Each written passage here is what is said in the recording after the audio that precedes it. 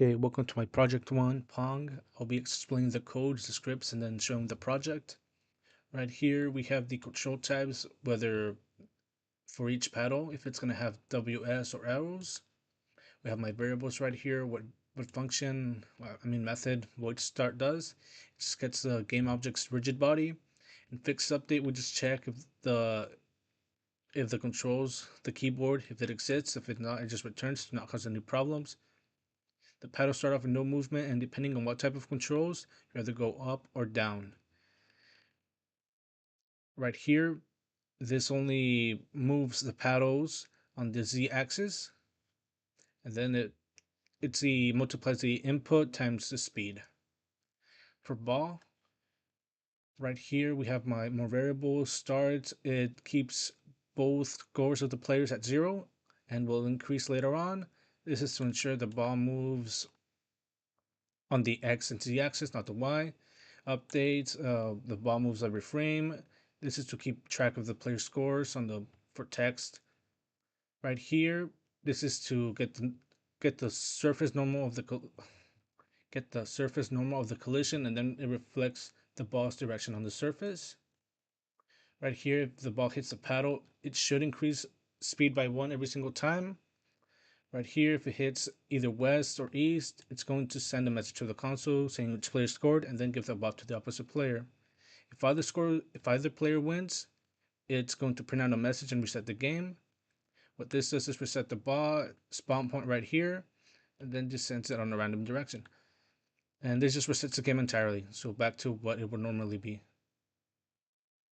Okay, now I'm here at the project, editing. Let's see. Okay, so let's keep an eye on the ball. Yep. Okay, and let me go to the console 2. Player 1 scored. It's going to score again. Yep. Okay, so let's see. Right now the ball speed is at 5. Come on. Okay, let's see. Okay, 6.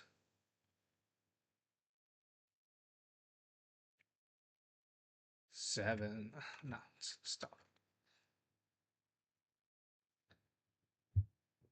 8. Okay.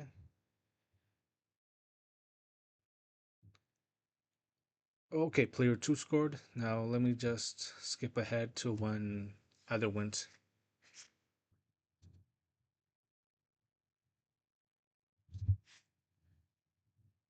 Okay, so I won right there. It said a message, game over, player 2 wins. And that's about it. So yeah, thank you. Okay, so I'm going to talk about the code first for Plinko. So right here, we created a game object reference. I commented out the start method because I don't think I'll be needing it right now. I didn't want the ball to spawn in immediately when the game started. Right here in the update function, the method, I changed this. It was before I think is pressed to, and I changed it to was pressed this frame. I was doing some research online on how exactly I could have done it. I didn't want many balls to be spawning in once I pressed the space key. I just wanted one to see if the ball would actually spawn in on the random range that I put in. Right here for random, what I did is I created a range from 0 to 2. Spawn, what it does, it's just spawning the ball. Random is where the position the ball will spawn in. Then this transform position Y and Z. That's only that's for the Y and Z coordinates object is tied to in the script. I mean in the editor. Then I edit this out because I don't think I'll be needing it. And this is to create the ball. To spawn it, this I believe is to for no rotation if I believe. Alright, let's go to slots.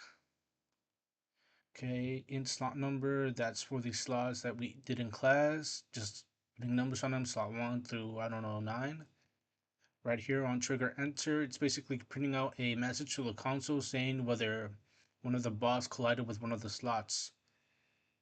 All right, let's go to my editor and show you guys. Okay, so remember, when I press the space bar, it should just spawn one bomb, and no ball should be spawning right now. So let's see. Can yeah. Okay, perfect. No ball spawning in. So let me see. Space. Okay, and let's see. Okay, slot 3 collided with ball clone. Okay, now let's keep going. Okay, looks like it is working. Yep, it's spawning in random positions. I mean, those two are stuck right there, but oh, no, not anymore. Yep, it's all working as intended.